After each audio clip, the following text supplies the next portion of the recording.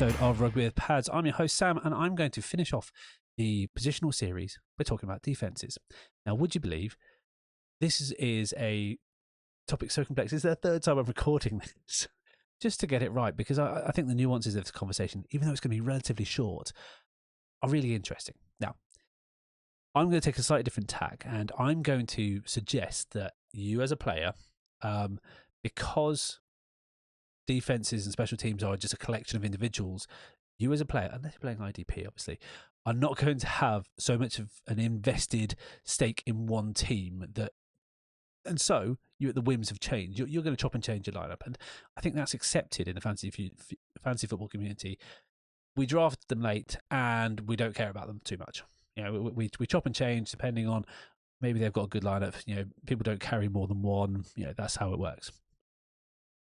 So, if setting a defense doesn't matter, why not pick it randomly? I mean, the difference between the best and the worst isn't that much, unless it's the 2021 Patriots or whatever that was, where they actually destroyed the league. Anyway, I will contest that it matters at two different times of the year: the beginning and the end. At the end of the season, it's more about avoidance of duds. You don't want people to lose you games. But at the start of the year, it can make a difference, and it can be something that wins you weeks early on and sets you up for a championship run. At the start of the year, QBs are still finding their feet, OCs are installing their schemes, and audibles are generally less effective with a smaller playbook. Defenses are based on schemes, offenses are generally based on playbooks. Those with continuity are probably going to be a bit more effective. You know, they're going to be able to handle defenses a bit more.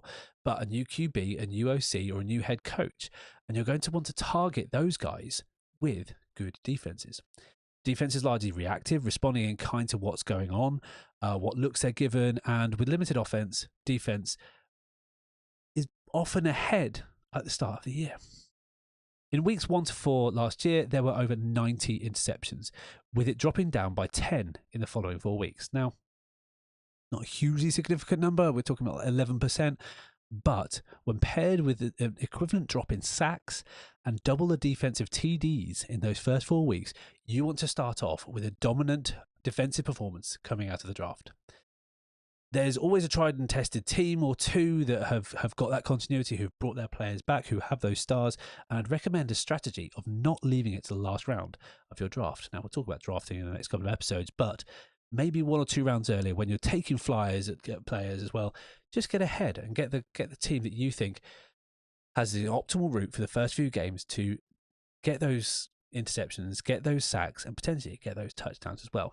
And it can gain an advantage of your competition with an edge so small you could probably measure it with the edge of a razor, but it might just be enough when we're talking these fine margins at the end of the year.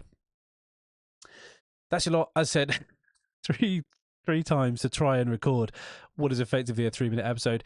Thank you so much for listening. I'm going to bore you with all the stuff at Rugby with Pads. You can follow us on all our socials, all that fun stuff.